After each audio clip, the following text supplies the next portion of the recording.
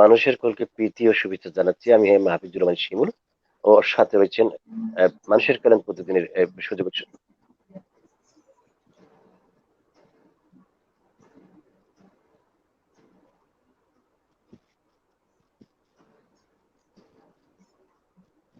হ্যাঁ, নিয়াজ ভাই,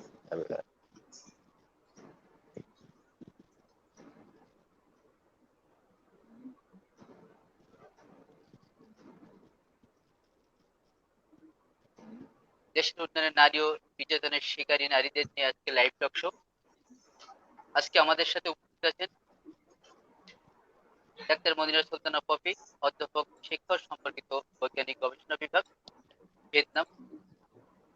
উপস্থিত আছেন ডক্টর উদ্দীপনা গোস্বামী, লেখক ও নারীবাদী শান্তি গবেষক, লিবারেল আর্টস অনুষদ, জন হপকিন্স বিশ্ববিদ্যালয়, মার্কিন যুক্তরাষ্ট্র। উপস্থিত আছেন শেহলি পারভিন, বিশিষ্ট সাংবাদিক ও মানবাধিকার নেত্রী, বাংলাদেশ। আর উপস্থিত আছেন নন্দিতা, শিক্ষিকা, ভারত। আমার সাথে সঞ্চালন আছেন হাফিজুর রহমান শিমুল, জেলা প্রতিনিধি, সাতক্ষীরা, মানুষের কল্যাণে। ঠিক আছে। আজকের উপস্থিতি সকলকে মানুষের কল্যাণের প্রতিনিধি পরিবারের পক্ষে মানুষের কল্যাণের সবাইকে জানাচ্ছি অভিনন্দন। সেই সাথে অভিনন্দন জানাচ্ছি দেশ এবং দেশের বাইরে থেকে আমাদের লাইভটি দেখছেন তাদের সকলকে সাথে থাকার জন্য আমাদের পত্রিকা ও ইউটিউব চ্যানেল থেকে জানাই শুভেচ্ছা, অভিনন্দন। আজকে আমি প্রথমে জানতে চাই নারীদের নিয়ে ডক্টর মনিরা সুলতানা পপি। জি। What causes girl to be abused at home? Okay. Thank you very much for your valuable question. First of all, I would like to introduce myself. I have joined from Dhaka, Bangladesh on this international platform. I would like to thank our daily newspaper, that is Manusher Koldane Protidin, and their online activities, their all sort of works that is dedicated to human life, that is dedicated to our society, our nationalities, our international communities. I'm very much thankful to them.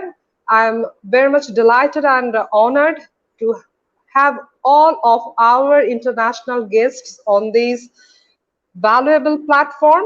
Alhamdulillah. আমার নাম মনিরা সুলতানা, আমি ঢাকা বাংলাদেশ থেকে সংযুক্ত হয়েছে আজকের আন্তর্জাতিক প্রোগ্রামটিতে, মানুষের কল্যাণে প্রতিদিন আয়োজিত প্রোগ্রাম, যা আমাদের আন্তর্জাতিকভাবে সমন্বিত এবং আন্তর্জাতিক সকল সম্মানিত অতিথিদের নিবেদনের জন্য আমরা শুরু করেছি কাজটি। আমাকে প্রশ্ন করা হয়েছে ডোমেস্টিক ভায়োলেন্স নিয়ে, যে মেয়েদের ওপরে ডোমেস্টিক ভায়োলেন্সের কি পরিস্থিতি।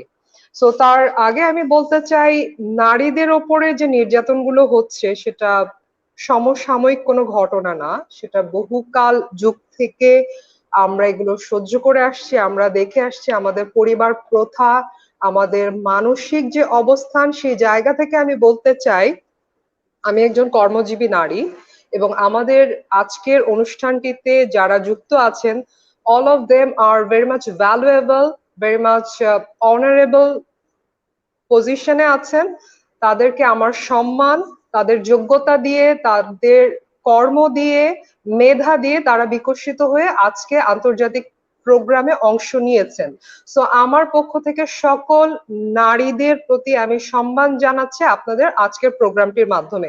আপনারা যে প্রশ্নটি করেছেন যে আমাদের ডোমেস্টিক ভায়োলেন্সের পরিস্থিতি কি অবস্থা, আমি বলতে চাই ডোমেস্টিক ভায়োলেন্স না, কর্মক্ষেত্রে নারীরা আজকে খুব নিদারুণ পরিস্থিতিতে আছে। পরিবার তো বটেই, আমাদের সামগ্রিক জাতীয় আন্তর্জাতিক সমগ্র পরিস্থিতিতে অবস্থানের দিক থেকে নারীরা যেভাবে এগিয়ে এসেছে, এতটা অন্যায়, অত্যাচার, মানসিক নিপীড়ন, নির্যাতন এবং শোষণের পরেও তারা যে আজকে এত বড় জায়গায় এসেছেন, তার জন্য আমার সশ্রদ্ধ সালাম, সম্মান এবং অনেক অনেক অভিনন্দন আমার নারী নেত্রীদের প্রতি। আর আমি ঢাকা বাংলাদেশ থেকে আমার আন্তর্জাতিক সম্প্রদায়ের প্রতি দৃষ্টি আকর্ষণ করে বলতে চাই, আমাদের সরকারের দৃষ্টি আকর্ষণ করে বলতে চাই, সব ধরনের সহিংসতা বন্ধ করার জন্য এখনই উপযুক্ত সময়। বিকজ এখন নারীরা, আমাদের যে গবেষণা, জনসংখ্যার আপনার পরিসংখ্যান, আপনারা দেখবেন পুরুষের থেকে নারীদের সংখ্যা বেশি। আপনারা যদি সমীকরণটা দেখেন 102 ফর উইমেন। তো সেই বাস্তবতার পরিপ্রেক্ষিতে আমি বলতে চাই, নারীরা নেতৃত্বে এসেছে, নারীরা মায়েরা যদি নির্যাতিত থাকে, পরিবারে একটা শিশু যখন দেখে তার মা তার বাবার দ্বারা নির্যাতিত, পরিবারের অন্যান্য সদস্যদের দ্বারা নির্যাতিত, তাকে বৈষম্যের শিকার হতে হচ্ছে, একটা শিশু সন্তানকে, সে যখন কন্যা সন্তান, তখনই জন্মের সাথে সাথে তার প্রতি বিরূপ আচরণ শুরু হয়ে যায় বিভিন্ন পরিবারের পক্ষ থেকে। বাট আমি বলতে চাই, একটা শিশু সন্তান, সে কন্যা হোক আর ছেলে সন্তান হোক, সে একটা মানুষ। আমি হিউম্যান রাইটস এর কমিশনে বাংলাদেশে ভাইস প্রেসিডেন্টের দায়িত্বে আছি। সো আমি বলতে চাই, আমাদের মানবাধিকারের যে জয় যাত্রা শুরু হয়েছে, মানবাধিকারের যে কার্যক্রম শুরু হয়েছে, তা পরিবার প্রথাতে অনেক বেশি অ্যাক্টিভ থাকতে হবে, পরিবারকে আরো বেশি সুসংগঠিত হতে হবে। আমাদের যে মূল্যবোধ, আমাদের যে ইথিক্যাল পয়েন্ট, মোরাল পয়েন্ট, আমাদের যে দৃষ্টিভঙ্গি, এই সমস্ত কিছুতে নারীদের প্রতি সম্মান বাড়াতে হবে। আপনি যে পরিস্থিতির কথা বলেছেন, অনেক পরিস্থিতি উন্নত হয়েছে, কিন্তু আমাদের নির্যাতন বন্ধ হয়নি, আমাদের শিশু নির্যাতন বন্ধ হয়নি, নারীদের নির্যাতন বন্ধ হয়নি। প্রতিদিন আমরা রেপ দেখতে পাচ্ছি, আমরা মানসিক বৈষম্যের শিকার। এবং আমি আপনাকে বলতে চাই, আমাদের কবির সাহেব যিনি আমাদের আজকে সংযুক্ত করেছেন, অনেক ধন্যবাদ আপনাকে। আমি দি সিটি ব্যাংক লিমিটেডে 9 বছর ধরে কাজ করে এসেছি বাংলাদেশে, যেটার 23% শেয়ার হোল্ডার ইনভেস্টমেন্ট হচ্ছে বাইরের দেশ।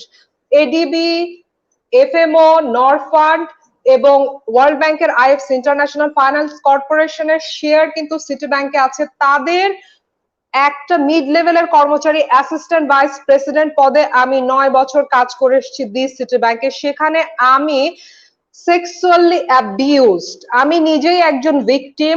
আমি 2 বছর ধরে বাড়ির বাইরে অবস্থান করছি, আমি বিচারের জন্য বিভিন্ন দাঁড়ে দাঁড়ে ঘুরেছি, প্রধানমন্ত্রীর কার্যালয় থেকে শুরু করে স্বরাষ্ট্রমন্ত্রী, আইনমন্ত্রী, এমন কোন জাতীয় মানবাধিকার কমিশন, সমস্ত জায়গায় আমি গিয়েছি। আমার উপরে ইন্টারন্যাশনালি নিউজ করা হয়েছে, কিন্তু বাংলাদেশে দুঃখিত, আমি মর্মাহত, আমি ব্যথিত, আমি বাকরুদ্ধ। বাংলাদেশে এখন পর্যন্ত সেক্সুয়াল হ্যারাসমেন্টের সিটি ব্যাংকের আমার বিচার এখন পর্যন্ত কার্যকর করা হয়নি। উল্টো আমি মামলা করার পরে, আমি প্রথমে জিডি করেছে, আমি মামলা করেছি অভিযুক্ত আসামি যিনি আমাদের সিনিয়র ম্যানেজমেন্টে ছিলেন সিটি ব্যাংকের ম্যানেজিং ডিরেক্টর মাসরুর আরেফিন, তার বিরুদ্ধে আমি মামলা করার পর আমার বিরুদ্ধে চাঁদাবাজি মামলা দিয়ে আমাকে 3 মাসের জেল খাটানো হয়েছে। দিস ইজ দ্য পরিস্থিতি ইন বাংলাদেশ। এবং সেই কারণে আমি তীব্র ঘৃণা এবং প্রতিবাদ জানাচ্ছি আজকের আন্তর্জাতিক অনুষ্ঠানটিতে, যেখানে সংযুক্ত আছেন আমাদের ভারত থেকে মহামান্য আমাদের গুণী ব্যক্তিত্ব। আমি সম্মান জানাই আপনার প্রতি, উদ্দীপনা, ডক্টর উদ্দীপনা, আপনার প্রতি সম্মান, এবং আমাদের যারা মাননীয় যারা অতিথি আছেন সবার প্রতি সম্মান জানিয়ে আমি কষ্টের কথা বলতে চাই, আমি নিজে ভিকটিম, আমার বিচার আজ পর্যন্ত সরকার করেন নাই। এবং সরকার প্রধান হচ্ছেন একজন নারী, আমাদের স্পিকার সংসদে তিনি হচ্ছেন একজন নারী। আমার প্রতিটা ক্ষেত্রে তাদের সাথে আমার যোগাযোগ ছিল, আমি ব্যক্তিগতভাবে তাদেরকে মিট করেছি। স্বরাষ্ট্রমন্ত্রী বলেছেন আমাকে প্রধানমন্ত্রীর কাছ থেকে আদেশ আনিয়ে দিতে, আমি যদি প্রধানমন্ত্রীর কাছ থেকে আদেশ এনে স্বরাষ্ট্রমন্ত্রীকে দেই, তারপর উনি এটার বিচার করবেন। কারণ কি? কারণ আমার জুলুম, আমার উপরে যারা নির্যাতন করেছে, যারা মাদক সেবন করে সিটি ব্যাংকে নারী কর্মজীবীদের, নারী কর্মীদের উপরে আঘাত এনেছে, তাদের উপরে সরাসরি গায়ে হাত দিয়ে আমাদের কাপড় চোপড় ধরে টানাটানি করেছে মাদক সেবনকারী এমডি আজ পর্যন্ত সেখানে কাজ করে যাচ্ছেন। আর আমি মনিরা সুলতানা, আমি নির্যাতিত নারী, আমি জেল খেটে আসলাম, আমার বিরুদ্ধে এখন পর্যন্ত 5টা মামলা চলমান। আমার কাছে পুলিশের কল রেকর্ড আছে, পুলিশ প্রশাসন কিভাবে অভিযুক্ত ব্যক্তিদের ক্রিমিনালদের সহযোগিতা করেছে সেই কল রেকর্ড আমার কাছে আছে। আজ পর্যন্ত তাদের কোনো বিচার হয়নি। আমার ভিডিও আমি যখন গত বছরে যখন ধর্ষণ বিরোধী আন্দোলনের শাহবাগে বক্তব্য দিয়েছি, সেই বক্তব্য যখন ভাইরাল হয়ে গেছে তখন পুলিশ প্রশাসন সাধারণ জনগণকে হুমকি দিয়ে সাধারণ জনগণের ফেসবুক পোস্ট থেকে সেই বক্তব্য ডিলিট করাতে বাধ্য করেছে আমাদের পুলিশ প্রশাসন। আমাদের আওয়ামী লীগ সরকারের যারা হচ্ছেন মাননীয় এমপি তারা বিভিন্নভাবে সুবিধা নিয়ে জাতীয় টেলিভিশন 71 টিভি আমার পক্ষে যে নির্যাতনের বিচার চেয়ে নিউজ প্রকাশ করেছে সেই নিউজ আমাদের আওয়ামী লীগ সরকারের এমপি বন্ধ করেছেন। কতটা ধিক্কার, কতটা লজ্জা! এই প্রতিবাদের ভাষা জানানোর কোনো বাক্য আমার কাছে নেই। আমি শুধু বলবো আমি বিচার চাই, শুধুমাত্র মনিরা সুলতানার নির্যাতনের না, বাংলাদেশ সহ পৃথিবীর যতগুলো জায়গায় যতগুলো মেয়ে নির্যাতনের শিকার হয়েছে প্রত্যেকটা নির্যাতনের বিচার চাই। এবং যতদিন নির্যাতনের বিচার না হবে ততদিন আমরা আন্দোলন করে যাব। আমাদের প্রতিবাদ বন্ধ করা যাবে না। আমরা যখন বলতে শিখেছি, আমরা যখন ঘুরে দাঁড়াতে শিখেছি, তখন আমরা বিচার নিয়েই ঘরে ফিরবো ইনশাল্লাহ। কারো রক্তচক্ষুকে আমরা ভয় পাই না। আমাকে 3 মাস জেল খাটিয়ে আমাকে ডিবিতে রিমান্ডে নিয়ে তারা ভয় দেখিয়েছেন। আমার মুখ বন্ধ করার জন্য সমস্ত প্রেসে টাকা ছড়ানো হয়েছে, আমাদের আদালত প্রাঙ্গণে টাকা ছড়ানো হয়েছে। আমাদের কলিগ, আমি যখন মামলা করতে গেছি গুলশান থানায়, তারা এইচআর অ্যাডমিন কে পাঠিয়েছে ব্যাংকের লোক যে আমি যেন মামলা করতে না পারি। এই সমস্ত কিছুর তথ্য প্রমাণ প্রত্যেকের কাছে আছে, সরকারের সর্বমহলের কাছে আছে। কেন বিচার হয়নি? আমাদের ইংল্যান্ডের ইউকে পত্রিকা টেলিগ্রাফে আমার পক্ষে নিউজ করা হয়েছে, সুইডেন থেকে নিউজ করা হয়েছে, ইন্ডিয়া থেকে নিউজ করা হয়েছে। আমাদের বাংলাদেশ মানবাধিকার কমিশনের অফিস থেকে স্বরাষ্ট্রমন্ত্রীকে চিঠি দেওয়া হয়েছে বিচার করার জন্য। আমাকে যে অন্যায়ভাবে চাকরিচ্যুত করা হয়েছে তার বিচার চেয়ে মানবাধিকার কমিশন থেকে স্বরাষ্ট্রমন্ত্রীকে চিঠি দিয়েছে। এখন পর্যন্ত নারী নির্যাতনের শিকার আর ওই সমস্ত ক্রিমিনাল, ওই সমস্ত অপরাধীরা এখনো স্বপদে বহাল থেকে তারা কাজ করে যাচ্ছেন। এর প্রতিবাদের পক্ষে দাঁড়িয়ে আমি মনিরা সুলতানা ঢাকা বাংলাদেশ থেকে সংযুক্ত হয়ে আমি ইউরোপের যে রিনা সীমান্ত socio political cultural association Europe থেকে করা হয়েছে, তার অ্যাডভাইজার আমাকে বানানো হয়েছে। কারণ আমাদের কর্মকে পর্যবেক্ষণ করে তারা সিদ্ধান্ত নিয়েছেন নারী নেত্রীকে সামনে আনার জন্য। আন্তর্জাতিক অঙ্গনে নারীরা যেভাবে চলমান আছে, নারীদের এই পদচারণাকে সম্মান, সেলিউট। এবং আমি বলতে চাই নারীদেরকে কর্মক্ষেত্রে হোক, ঘরে হোক, রাস্তায় হোক, জনপরিবহনে হোক, যতগুলো জায়গায় নির্যাতন করা হয়েছে প্রত্যেকটি জায়গা থেকে নারীদেরকে ঘুরে দাঁড়াতে হবে, নারীদের মেধা দিয়ে এগোতে হবে এবং নারীদের তাদের সম্মান অর্জনের জন্য কাজ করে যেতে হবে। কোন রক্তচক্ষু, কোন ধমক, কোন হুমকি ধামকি কোনো কিছুতে কাজ হবে না। এই বক্তব্য দিয়ে আমি এখনকার পর্যন্ত বিদায় নিচ্ছি। ধন্যবাদ। পরবর্তী বক্তব্যে আবার কথা হবে। ধন্যবাদ কবির ভাই। ধন্যবাদ মনিরা সুলতানা পপিকে সুন্দর বক্তব্য উপস্থাপন করার জন্য। আমি এখন সঞ্চালনা করার জন্য অনুরোধ করছি মানুষের কল্যাণে প্রতিদিনের সাতক্ষীরা জেলার জেলা প্রতিনিধি, বিশিষ্ট সাংবাদিক ও উপস্থাপক হাফিজুর রহমান শিমুল। হ্যাঁ, ধন্যবাদ কবি নিয়াজ রাজ ভাই, সম্মানিত সম্পাদক মানুষের কল্যাণে প্রতিদিন। আমি কথা শুনছিলাম ডক্টর মনিরা সুলতানার তেজস্বী বক্তা, তিনি অত্যন্ত চমৎকার ভাবে বলছিলেন। আসলে আমি যদি এভাবেই বলি যে নেপোলিয়ান বলেছিলেন আমাকে একজন শিক্ষিত মা দাও, আমি তোমাদের একটি শিক্ষিত জাতি দেব। বিদ্রোহী কবি কাজী নজরুল ইসলাম বলেছেন, সাম্যের গান গাই, আমার চক্ষে পুরুষ রমণী কোনো ভেদাভেদ নাই, বিশ্বের যা কিছু মহান সৃষ্টি চিরকল্যাণকর, অর্ধেক তার করিয়াছে নারী, অর্ধেক তার নর। সেই নেপোলিয়নের জাতি গড়ার কারিগর সেই নারী, আর নজরুলের সাম্যবাদের সেই নারী আর শুধু ইতিহাসের পাতায়, কবিতার খাতায় সোনালী অক্ষরে শোভা পাচ্ছে। আমার ডক্টর মনিরা আফা অত্যন্ত চমৎকার ভাবে প্রতিবাদের স্বরে বলেছেন। আমি সেই তার বক্তব্যের সম্মান জানিয়ে আমি শুধু এই জায়গায় কথা বলতে চাই যে নারী এখনো সেই আহ, আহ, সহিংসতার শিকার, নারী এখনো নির্যাতনের শিকার। আমরা চাই যে ওই কাজী নজরুলের মতো আমরা কাউকে উঁচু নিচু করে দেখতে চাই না, আমরা নারী পুরুষ বিভেদ করতে চাই না। এই পরিসরে মানুষের কল্যাণে প্রতিদিনের আজ যে সপ্তম লাইভ পর্বে যে সকল অতিথিবৃন্দ এসেছেন সকলকে প্রীতি ও শুভেচ্ছা জানাই। আমি প্রশ্ন করব ভারতের আমাদের যে আহ, নন্দিতা দিদি রয়েছেন, তিনি মানবাধিকার কর্মী এবং স্কুল শিক্ষিকা। আমি তার কাছে যাব। নন্দিতা দি, আমাকে শুনতে পাচ্ছেন? হ্যাঁ, শুনতে পাচ্ছি। হ্যাঁ, হ্যাঁ, নারী জাগরণে নারী জাগরণে ভারতের কিন্তু একটি বেশ ভূমিকা রয়েছে এবং সেখানে নারীর নেতৃত্ব কিন্তু অনেক বিকশিত। তো ভারতে নারীর প্রতি সহিংসতা কেমন পর্যায়ে হয় এবং সেটা কিভাবে মোকাবেলা হয় যদি আমাদের বলতেন। হুম। মানুষের কল্যাণে প্রতিদিনের এই মানে যে উদ্যোগ আজকে এবং একটি সুন্দর টপিক তুলে ধরার জন্য ধন্যবাদ আপনাদেরকে। তো ভারতবর্ষে বাংলাদেশের প্রতিবেশী রাষ্ট্র, তো এই দেশেও মানে নারীদের যে খুব একটা মানে উন্নত ভাবে তাদেরকে মানে ব্যবহার সেই রকম কিন্তু নয় এখানে। আমরা দেখেছি যে এই যে মনিরাদি যেটা বললেন যে কর্মক্ষেত্রে হোক বা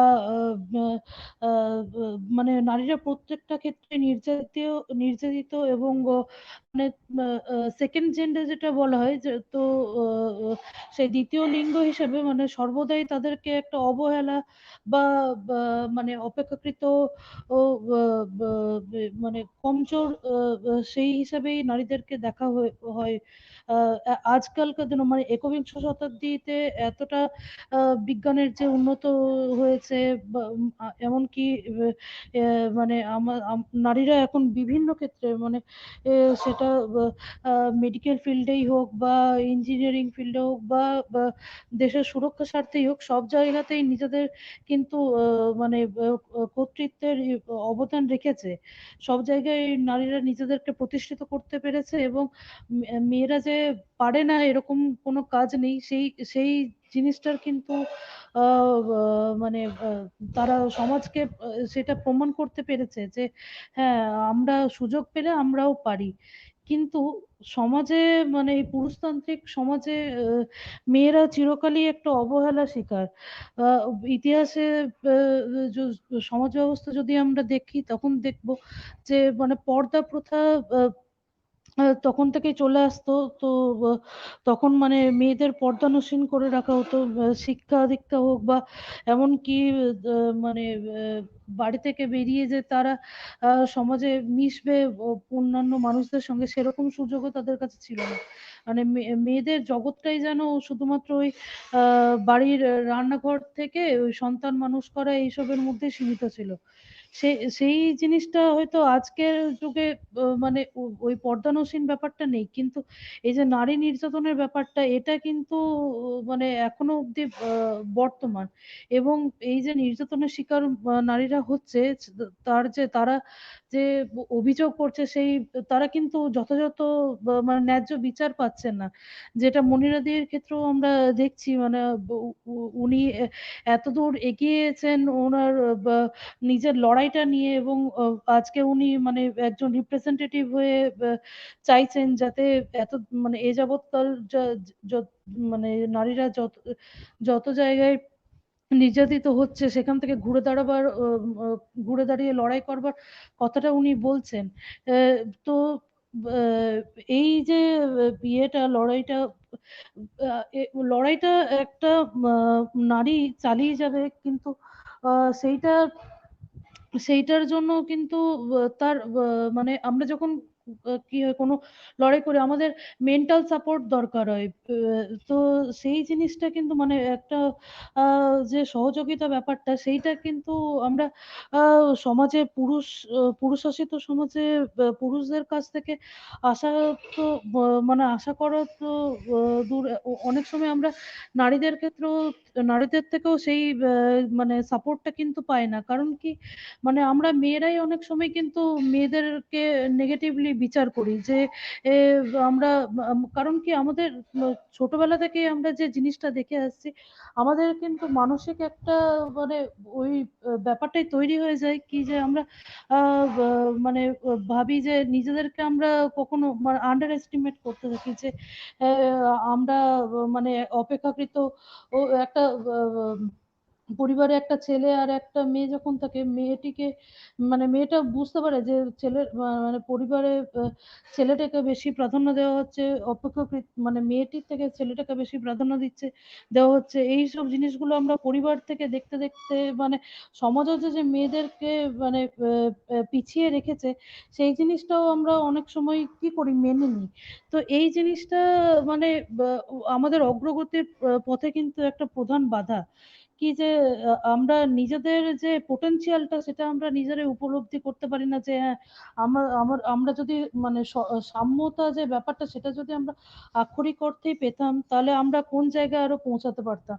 এখন এত লড়াই করে আমরা যে এই জায়গায় আসতে পেরেছি আজকে, মানে সব জায়গায় নিজেদেরকে প্রতিষ্ঠিত করতে পেরেছি, এইটা কিন্তু একটা মানে প্রচুর লড়াইয়ের পর আমরা কিন্তু এই জায়গাটা করতে পেরেছি। এবং মানে আস্তে আস্তে যে মানে বিভিন্ন যে জায়গাগুলো প্রথমে মানে শুধুমাত্র পুরুষদেরই অধিকার ছিল, যেরকম সামরিক ক্ষেত্র হোক বা আরো বিভিন্ন ফিল্ডে, সেই জায়গায় কিন্তু আমাদের মানে নিজেদের জায়গাটা করে নিতে কিন্তু অনেক লড়াই করতে হয়েছে। আর যে জিনিসটা মনিরাদি বললেন বা আজকে যে মানে বিষয়টা এখানে তুলে ধরা হয়েছে যে নারী নির্যাতন, তো এই যে নারী নির্যাতনের ব্যাপারটা, এটা কিন্তু মানে মানুষের মধ্যে যে মানে এই নারী নির্যাতন ব্যাপারটা যে কন্টিনিউ হচ্ছে, সেটার মানে প্রধান যে একটা মানে ফ্যাক্টর আমার মনে হয় সেটা হচ্ছে আমাদের সমাজ। মানে আমাদের একটা মানসিকতা তৈরি হয় না, যে মানে একটা ভালো মানুষ গড়ে ওঠার পেছনে পরিবার প্লাস সমাজের যৌথ ভূমিকা থাকে। তো মানে মেয়েরাও যে মানে মেয়েদেরকে যে যথাযথ সম্মান দেওয়া বা তাদের প্রতি পাবলিক প্লেসে বা কর্মক্ষেত্রে কিভাবে আচরণ করতে হবে, সেই জিনিসগুলো কিন্তু অনেক সময় মানে পুরুষরা সেই ব্যাপারগুলো মানে কোনো তোয়াক্কাই করেন না। সেটা মানে একজন অশিক্ষিত সমাজের যারা অশিক্ষিত শ্রেণীর মানুষ, তাদের থেকে শুরু করে অনেক শিক্ষিত মানুষদের থেকেও কিন্তু মানে কল্পনাতীত এরকম ব্যবহার আমাদেরকে মানে ফেস করতে হয়। এই জিনিসগুলো এই দিনে এসে মানে এই যুগে দাঁড়িয়ে এইগুলো সত্যি মানে আমাদের ক্ষেত্রে খুবই একটা মানে লজ্জার বিষয় যে আজও সমাজে মানে এই জিনিসগুলো আমাদেরকে মানে মুখোমুখি হচ্ছি আমরা। আর দ্বিতীয়ত হচ্ছে, আমরা যখন এই নির্যাতনের যে অভিযোগগুলো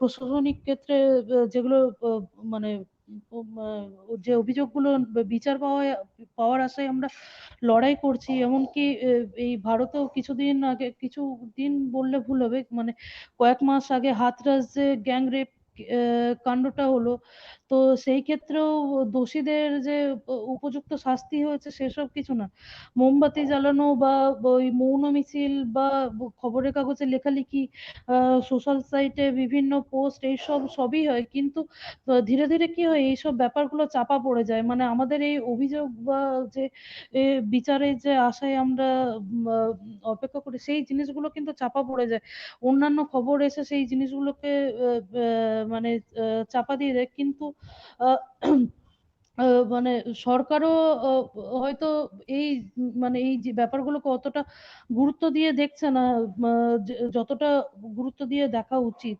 এবার এখন মানে এই নারী জাতিকে এই নির্যাতনের হাত থেকে ইয়ে করবার জন্য বিভিন্ন ধরনের ল এইসব তৈরি হয়েছে, অনেক কমিশন ইত্যাদি গঠন হলেও তাদের কিন্তু কোথাও একটা মানে কাজ করার ক্ষেত্রে খামতি রয়ে যাচ্ছে বলে আমার মনে হয়। কারণ কি আমরা মানে বছর বছর এই যে রেপ কেস বা এই নির্যাতন, কর্মক্ষেত্রে নির্যাতন, এইগুলো যদি আমরা দেখি যে মানে পার্সেন্টেজ যদি আমরা বিচার করে দেখি, এগুলো কিন্তু কমবার বদলে বরং আরো বেড়ে যাচ্ছে। তো এই জিনিসগুলো মানে আরো কড়া হাতে দমন করতে হবে, না হলে তো মানে মেয়েদের অগ্রগতির পথে এটা একটা বাধাই বলতে গেলে। কারণ কি মনিরাদি যেরকম বললেন, মানে ওনার কথাগুলো আমি শুনছিলাম আর ভাবছিলাম যে উনি এতটা লড়াই করেও এখনো অব্দি মানে সমাজের মানে সবার কাছে সমস্তটা পরিষ্কার হয়ে গেলেও কিন্তু উনি এখনো সুবিচারের আশায় ওনাকে অপেক্ষা করতে হচ্ছে। তো আমার বক্তব্য হচ্ছে যে এইটা কেন হবে, সবাই তো দেখতে পাচ্ছে জিনিসটা, তাও এরকম মানে এত একটা মানে কি বলবো মানে দাদাগিরির মতন ব্যাপার চলে আসছে, অথচ ওনার যে মানে আওয়াজটা সেটা বারবার মানে দমানোর চেষ্টা করা হচ্ছে, এই জিনিসটার আমি তীব্র ধিক্কার জানাই। আর আমিও চাইবো যাতে উনি সুবিচার পান, আর মানে ওনার ন্যায্য বিচারের যাতে উনি পান, সেই জন্য আমিও মানে এই আন্তর্জাতিক প্ল্যাটফর্মে আমিও সেটার দাবি জানাই। ধন্যবাদ।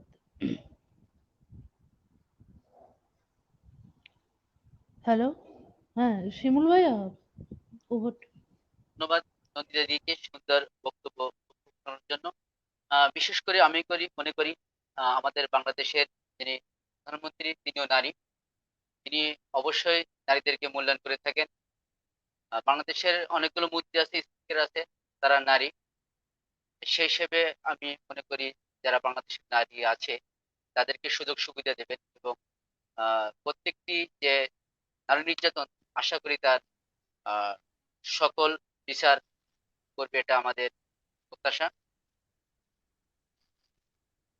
এখন আমি প্রশ্ন রাখছি ডক্টর উদ্দীপনা গোস্বামীকে।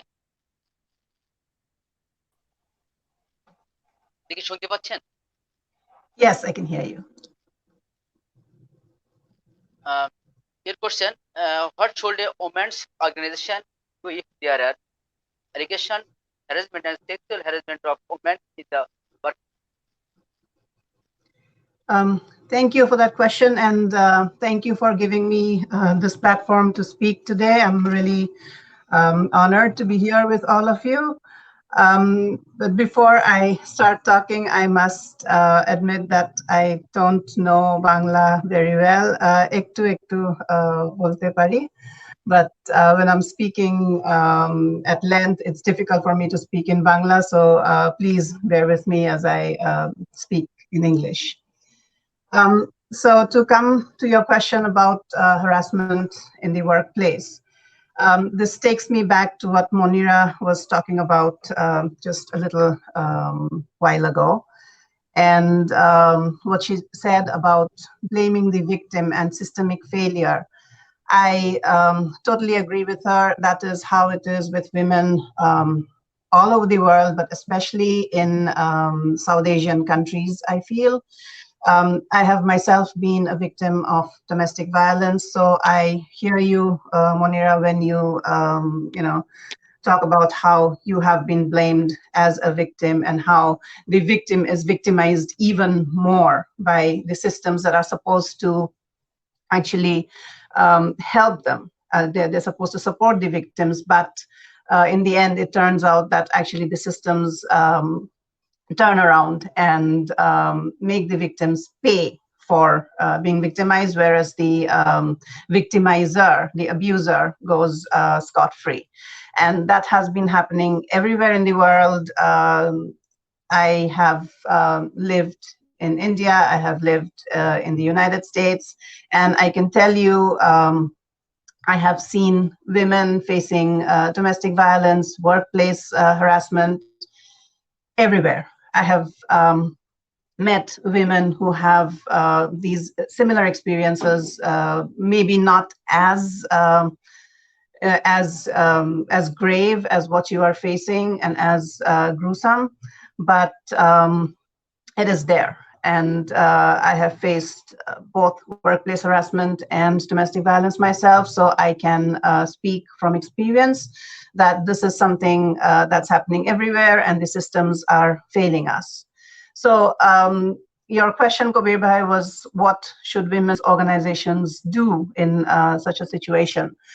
I think before we even go to the organizational level, the women in the workplace should come together. There should be solidarity, there should be sisterhood among the women themselves, and they should help each other out.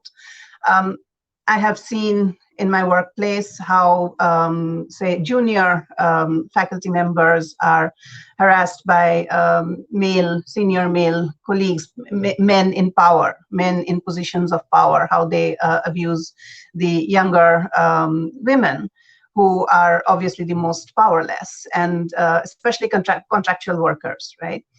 And if it wasn't for these senior women, if it wasn't for the women who were slightly more experienced than them, these younger women would not have been at all safe in the workplace. So what I'm trying to say is, us women, we need to stand together, we need to support each other, we need to come together in sisterhood, and we need to be vigilant. We need to organize together so that we can make the systems work. There are systems in place. Even if it is only in name, the government has made policies. I do not know about Bangladesh, but in India, after the Vishaka guidelines, every workplace is supposed to have an internal complaint committee, ICC. And that is supposed to be where women come to for grievances relating to workplace harassment. And I know for a fact that all organizations have an ICC, but the question is, how effective are they, and who is it that controls these committees? So is it, are they controlled by the men, by proxy, or is it women who are actually unsupportive of other women? Right, so Nandita Madam had spoken about mental support for women to fight such harassment and abuse in their everyday lives. And I really, really strongly believe that every woman needs this kind of support. So even if we have systems, even if we have committees like the internal complaint committee that I was just talking about, they are not effective unless the women around us are standing with us. And I can tell you from experience, again, I always draw from my own experience because that is what I can vouch for, right? So I can tell you from my own personal experience that it has been that women have actually, other women have stood with me in solidarity, and that is what has given me the strength to carry on despite everything that I have faced in life, and that is the kind of solidarity that I'm talking about. That is the kind of solidarity, that is the kind of sisterhood that we all need to forge. We all need to come together and fight together, and yes, men should be joining the fight as well. Right, so, and this is it's a question of gender, it's a question of power. It is not a question of men versus women. It is a question of standing up for what is right. It is a question of standing up against discrimination. It is a question of standing up for the victim, whether it is a man or a woman, right? So we need this kind of allyship, we need this kind of solidarity, and like I said, we need vigilance. We need to make the systems accountable. There are systems in place, like I said, they may be defunct, they may not be functioning the way they are meant to be functioning. They may be cosmetic, but even if they are, it is our job to make them work. And one other thing that I would like to point out here, something else that we can do wherever we are, is to try and make a little bit of change in our surroundings. It doesn't matter who we are, which workplace we are in, what what we are doing. If we are a homemaker, we can start by teaching our children. If we are in the workplace, we can start by educating our colleagues.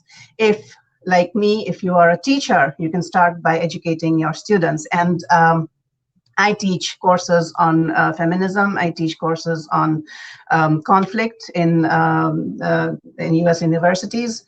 And one of my most popular courses at the University of Pennsylvania was the one called Living a Feminist Life, How to Live Like a Feminist. And I remember that when I was approached to appear in today's program, because one of my students in the course was a Bangladeshi girl who was very interested in writing about women's issues in Bangladesh. And I was teaching critical writing to her, and we worked together. And she wrote this beautiful and very strong, powerful piece on women's positions in Bangladeshi, women's position in Bangladeshi society. And I believe she even published it in, was it the Dhaka Tribune? I'm not very sure right now, but it was one of the major English language publications in Bangladesh. And I am very proud of her. And I think this is how we make a change, one student at a time, one child at a time, one colleague at a time. It takes time. It is a long road, and it takes a lot of effort. But I do believe very strongly that we can make a change in the end. Thank you. Dr. Jivana Goswami, as serving a presentation. No tension, go ahead. We'll succeed in life, inshallah. Extra commissioner of our organization and মানুষের কল্যাণের পক্ষ থেকে আমরা চাই যে নারী যে সংগঠনগুলো আছে তারা যদি সবাই যদি ঐক্যবদ্ধ হয়ে যদি কাজ করে তাহলে মনে হয় যে নারীদের যে নির্যাতন শিকার হয় সেটা মনে হয় সমাধান করা সম্ভব। ধন্যবাদ। আমি আবারও আসবো আপনাদের কাছে। এখন প্রশ্ন করতে চাচ্ছি আমাদের বাংলাদেশের মানবাধিকার নেত্রী সাংবাদিক আমি আপনাকে একটা প্রশ্ন রাখতে চাচ্ছি, আপনি শুনতে পাচ্ছেন? হ্যাঁ, আমি শুনতে পাচ্ছি রাজ ভাই। ধন্যবাদ। আমি যেটা জানতে চাচ্ছি যে বাংলাদেশের নির্যাতনের মাত্রা আগে থেকে বেড়েছে না কমেছে, আপনার কি মনে হয়? আচ্ছা, অবশ্যই আপনার আপনি একটা প্রশ্নের মানবাধিকারের মহাসচিব পদে আছেন, এর জন্য আমি জানতে চাচ্ছি যে আপনার সংগঠন কি বলে এবং আপনি একজন মানবাধিকার নেত্রী হিসেবে আপনার কি আচ্ছা, ধারণা? হ্যাঁ, জি জি বলেন। হ্যাঁ, বলছি রাজ ভাই ক্লিয়ার। বাংলাদেশের নির্যাতনের মাত্রা আগে থেকে বেড়েছে না কমেছে, আপনার সংগঠনের পক্ষে কি মনে হয় এবং আপনার ব্যক্তিগত পক্ষে কি মনে হয়? আচ্ছা আচ্ছা, আমি এই সুনির্দিষ্ট প্রশ্নের উত্তর দেওয়ার আগে এখানে আন্তর্জাতিক মানুষের কল্যাণী প্রতিদিন আন্তর্জাতিক যে প্যানেলটি সাজিয়েছেন প্রত্যেককে আমার ভালো লেগেছে। প্রত্যেকেই অভিজ্ঞ এবং আমি শুভেচ্ছা জানাই বাংলাদেশের পক্ষ থেকে ডক্টর উদ্দীপনা গোস্বামী এবং শিক্ষিকা ভারত থেকে নন্দিতা ম্যাডামকে আমাদের সাথে একত্রিত হওয়ার জন্য, এবং আমি প্রথমেই যার বক্তব্য শুনে একটু আহ, তাকে তিনি খুব পরিচিত মুখ আমাদের, তার আন্দোলন আমরা দেখেছি, তার প্রতিবাদ আমরা দেখেছি। ডক্টর মনিরা, আপনার প্রতি আমার সশ্রদ্ধ সালাম, এবং ডক্টর গোস্বামীর যে বক্তব্য, গবেষণা থেকে তিনি যে বললেন, এখানে অনেক শিক্ষণীয় ব্যাপার আছে। এটাকে যদি ট্রান্সলেট করে আমাদের শিক্ষানবিশ যারা আছেন এখন বাংলাদেশে, তারা যদি এটাকে ব্যবহার করতে পারেন, এগুলোকে মনে রাখতে পারেন, তাহলে আগামীতে তারা উপকৃত হবেন। আমি এটাকে আন্তর্জাতিক এই প্যানেলে আমাকে সম্পৃক্ত করার জন্য আপনাদের সাথে আমি সম্মানিত বোধ করছি, এবং ধন্যবাদ জানাচ্ছি রাজ ভাই, শিমুল ভাইকে আজ প্রথম পেয়েছি, আপনাকেও সালাম জানাই। মানুষের কল্যাণে প্রতিদিনের প্রতি কৃতজ্ঞতা প্রকাশ করছি। আমি শুরু করছি যেই কথাটি থেকে, পুনরাবৃত্তি করব না। ডক্টর মনিরা, আপনার বাংলাদেশের পক্ষ থেকে আপনার যেই জোরালো বক্তব্য, আপনার নিজের অভিজ্ঞতা, আপনি নিজে ভিকটিম হয়ে নিজের অভিজ্ঞতা যেভাবে প্রকাশ করেছেন, তৃণমূল থেকে কর্পোরেট পর্যন্ত, কর্পোরেট থেকে সচিবালয় পর্যন্ত, সচিবালয় থেকে মন্ত্রণালয় থেকে প্রধানমন্ত্রী কার্যালয় পর্যন্ত আপনি যে ব্যাখ্যা দিয়ে গেছেন, এরপরে আর কিছু বলার থাকে না। তারপর আমরা আমাদের সংগ্রামী জীবনের একটি অভিজ্ঞতা শেয়ার করব।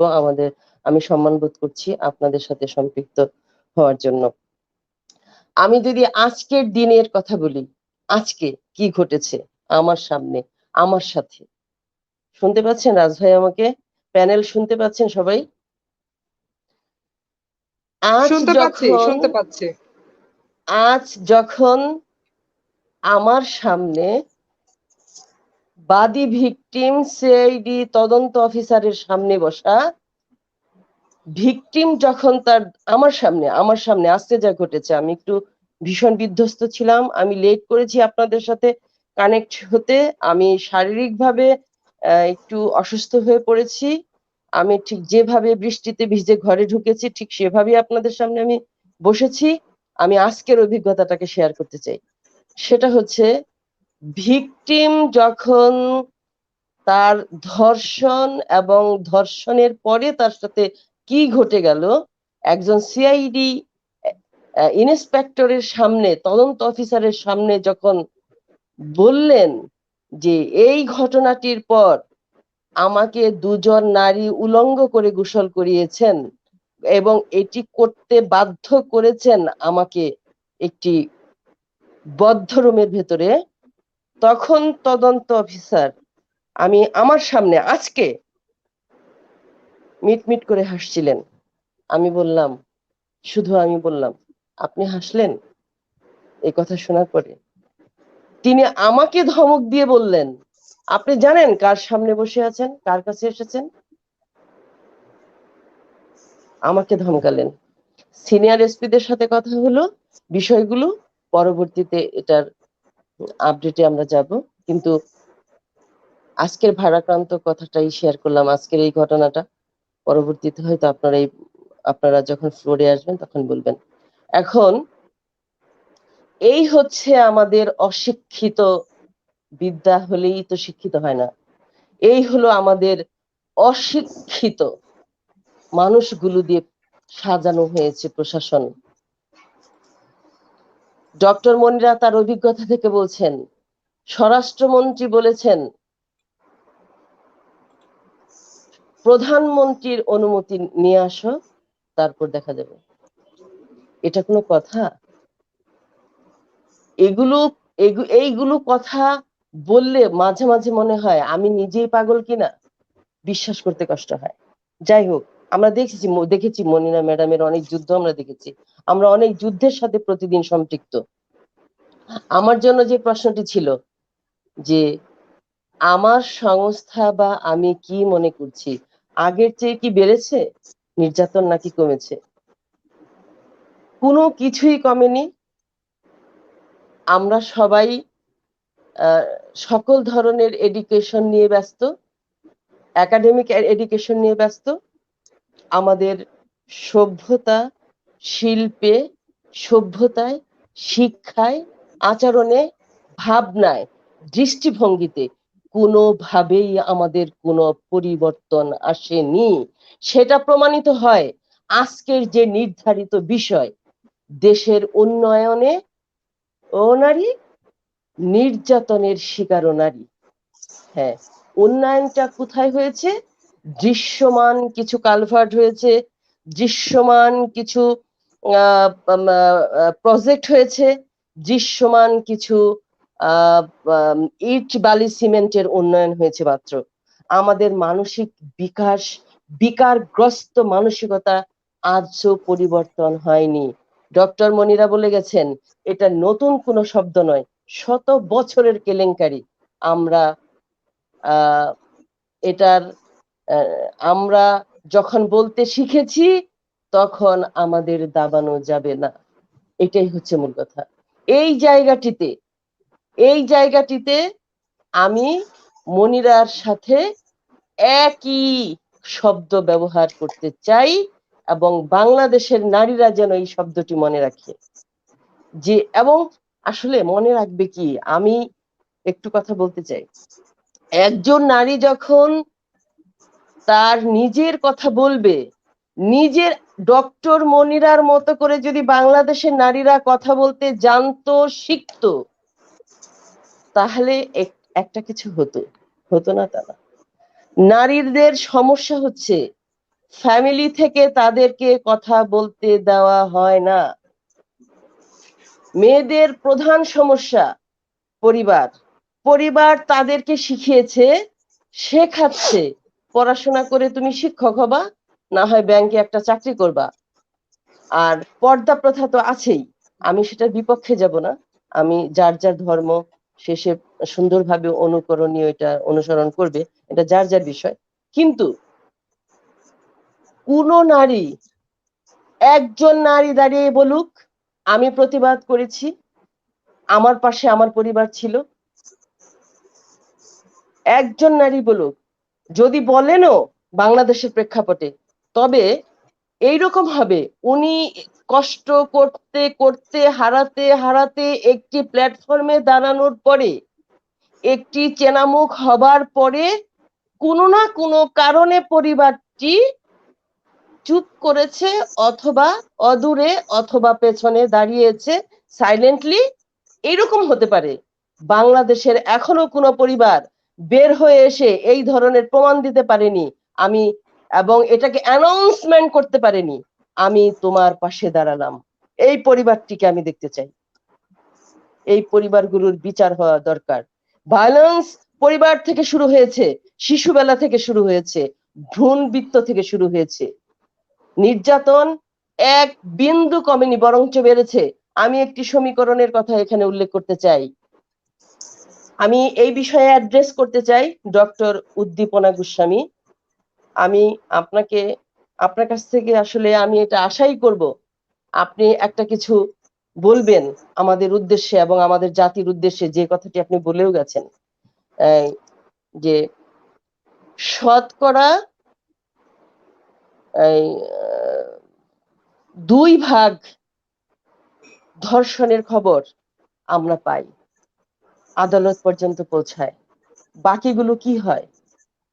বাকিগুলোর মধ্যে অর্ধেক অপ্রকাশিত থাকে, অর্ধেক যারা বেরিয়ে আসে পুলিশ স্টেশন পর্যন্ত, সেখান থেকে আরো অর্ধেক, শুধু আরো, এটা কি কত পার্সেন্ট হলো, এই 48% পুলিশ স্টেশন এবং জনপ্রতিনিধির দ্বারা ম্যানেজ হয়ে হারিয়ে যায়। জুলুম এইটা এক ধরনের নির্যাতন, মানসিক নির্যাতন আরেক ধরনের হ্যারাসমেন্টের মধ্য দিয়ে এগুলো হারিয়ে যায়। এই নারীগুলো, এই অভিযোগগুলো শুধুমাত্র 2% আদালত পর্যন্ত আসে।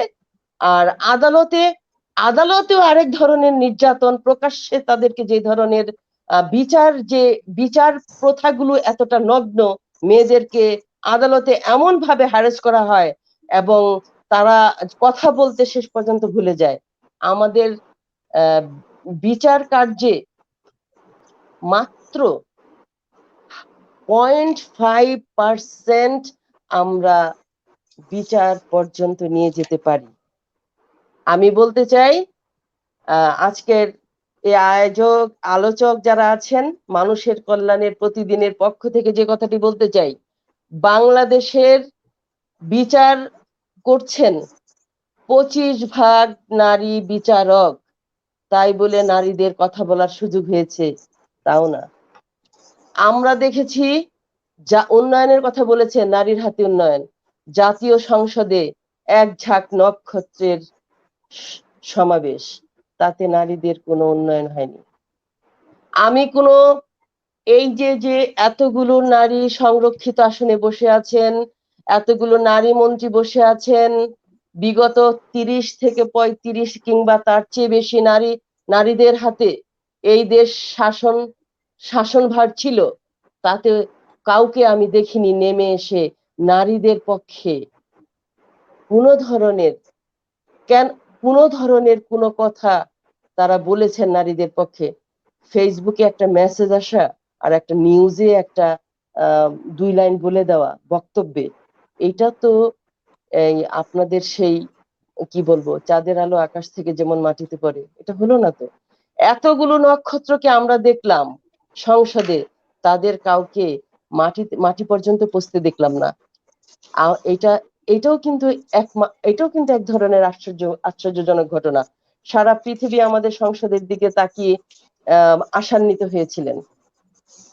আমরা যারা রক্ত দিয়েছি সারা জীবন পথে পথে, আমরা প্রথমে মার খেয়েছি পরিবারের হাতে, তারপরে সমাজে, তারপর রাষ্ট্রীয় প্রশ্ন। একজন নক্ষত্রকে সংসদ থেকে, নারী নক্ষত্রের কথা শুধু আমি বলছি, কোনো পুরুষের কথা আমি বলছি না, একমাত্র আমি শুধু নারী নক্ষত্রে ভরা আমাদের যে সংসদ, একজন নারীকে তার বিবেক থেকে তার আসন ছেড়ে আমি রাজপথে নারীদের স্বার্থে, নারীদের মর্যাদার প্রশ্নে, নারীদের অধিকারের প্রশ্নে আমি নামতে দেখিনি। যারা চেয়ারে বসে আছেন তারা হয়তো আইন প্রণয়নে কোনো ভূমিকা রাখছেন, কিন্তু আইন যদি বিকেন্দ্রীকরণ করা না হয়, যারা আইনকে ঘরের দোর প্রান্তে নিয়ে যাবে, তারা কারা?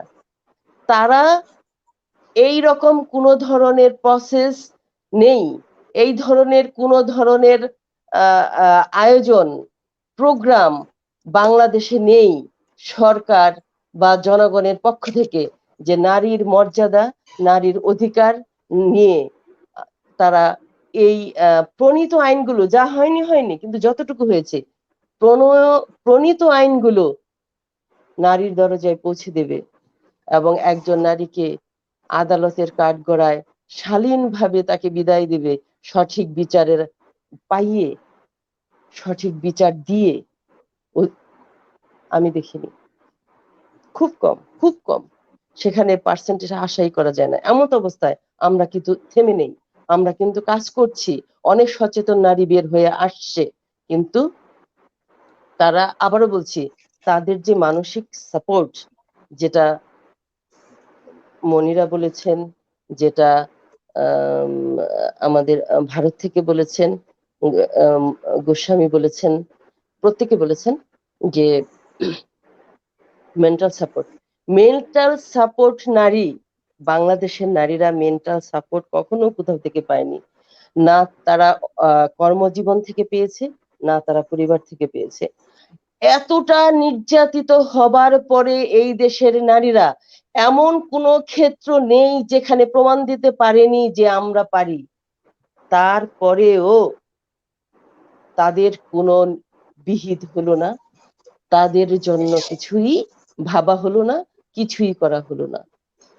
আজকে দেখেন, মনিরা নিজেই সাক্ষী, এখানে তিনি জাতীয় কমিশনে কাজ করেছেন।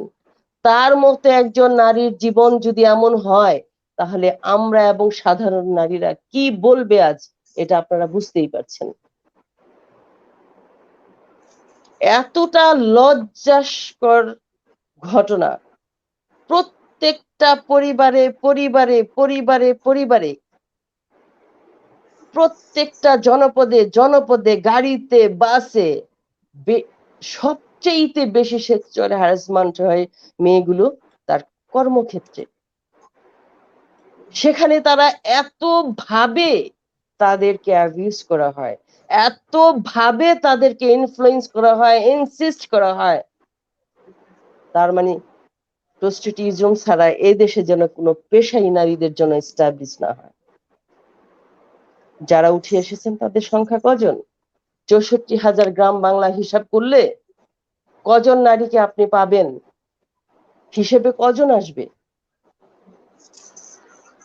আমি আজকেও একজন নারীকে চিনি যিনি প্রতিনিয়ত তার স্বামীর হাতে প্রতি রাতে ধর্ষিত হচ্ছে, খাটে বেঁধে এখানে ঝুলিয়ে সেখানে ঝুলিয়ে স্বামীর হাতে, বলতে পারবে না, বলা নিষেধ, এই রকম ঘটছে ঘরে ঘরে। আমি আশ্চর্য হয়ে যাই। অনেক মানবাধিকার কর্মীর ফেসবুক পেজে আমি এটা লিখতে দেখেছি, স্বামী আবার ধর্ষক হয় কিভাবে।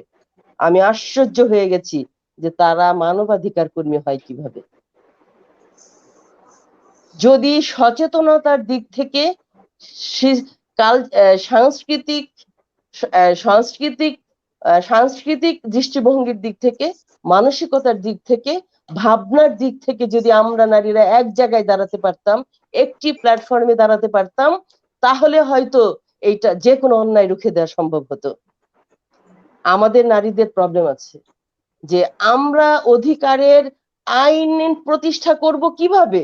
এখনো তো বউ শাশুড়ির কেলেঙ্কারি শেষ হয়নি। 1000 বছর আগে থেকে যা শুরু হয়েছে তা তো এখনই শেষ হয়নি। মা মেয়ের ক্লেশ এখনোই তো শেষ হয়নি। বনে বনের ক্লেশ এখনো তো বাংলার মাটি থেকে ক্লেশ হয়নি। তারা তো সব কিছু ভুলে আমরা নারী, আমাদের বেদনা এক, আমাদের কষ্ট এক, আমাদের স্বপ্ন এক, আমাদের গন্তব্য এক, আমাদের পৌঁছতে হবে ওখানে যে জায়গাটিতে মর্যাদা নিহিত। সেই জায়গাটিতে তো এক জায়গায় হতে পারছেন না তারা। কেন পারছেন না? ওই ভ্রূণ বৃত্ত থেকে তাদেরকে বিভাজিত করা হয়েছে। অনেকে সেখান থেকে বের হতে পারে, অনেকে সেখান থেকে বের হতে পারে না।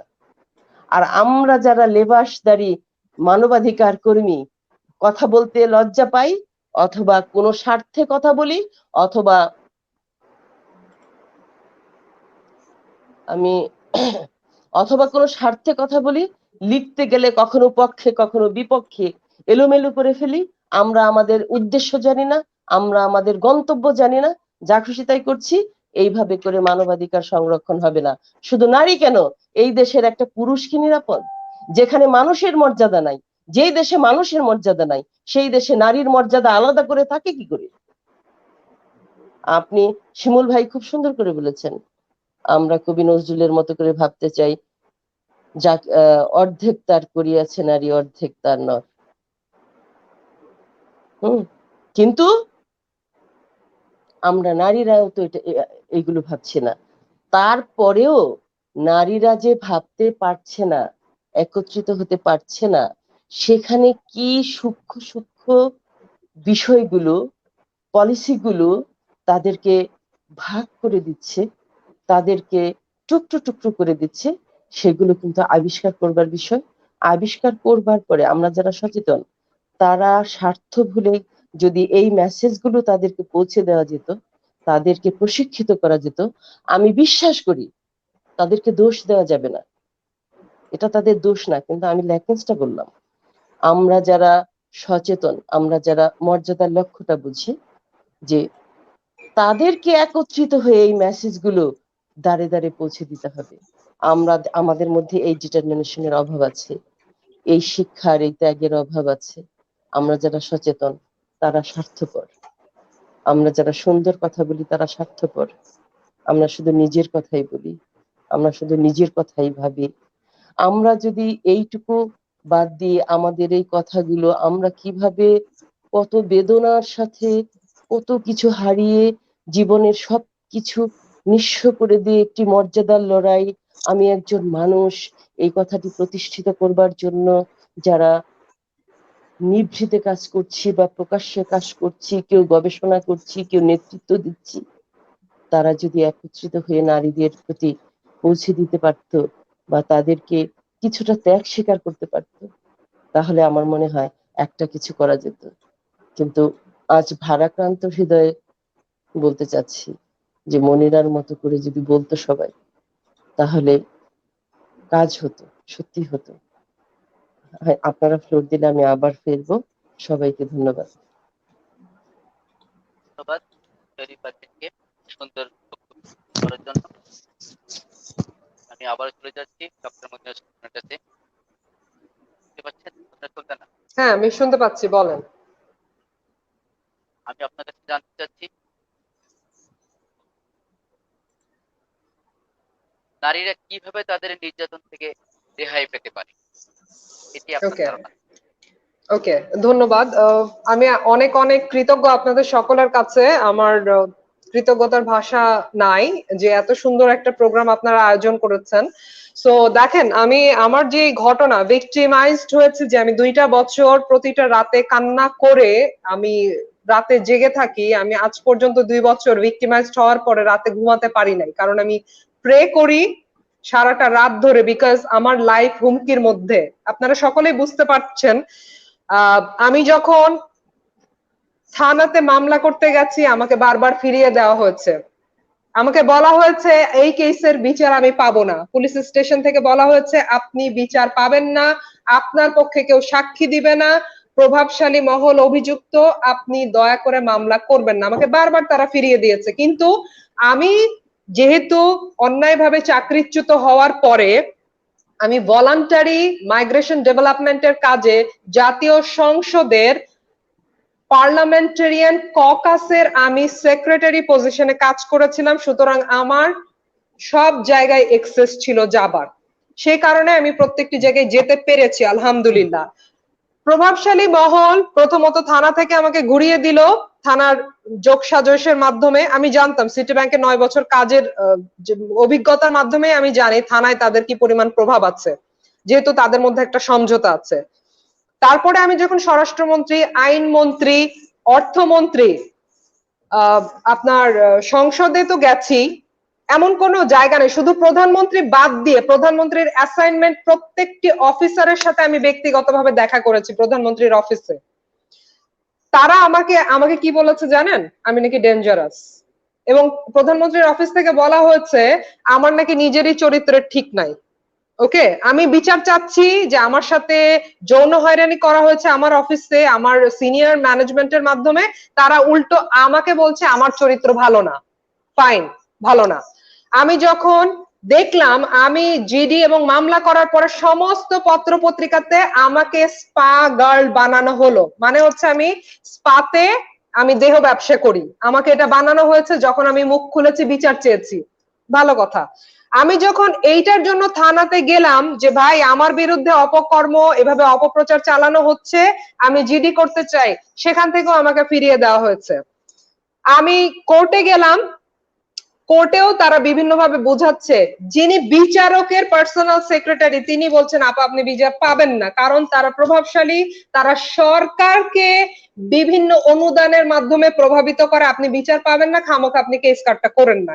কিন্তু আমি বারবার গেছি, আমি দাঁড়ে দাঁড়ে গেছি, এবং এখন পর্যন্ত প্রতিদিন আমি আন্তর্জাতিকভাবে লিডারদেরকে নিয়ে এই SDG, women empowerment, women workplace হ্যারাসমেন্টের বিরুদ্ধে আওয়াজ তুলে যাচ্ছি। আর কিভাবে নারী নেতৃত্ব প্রতিষ্ঠিত করতে হয় আমি আপনাদের স্বচক্ষে আজকেই দেখিয়ে দিব।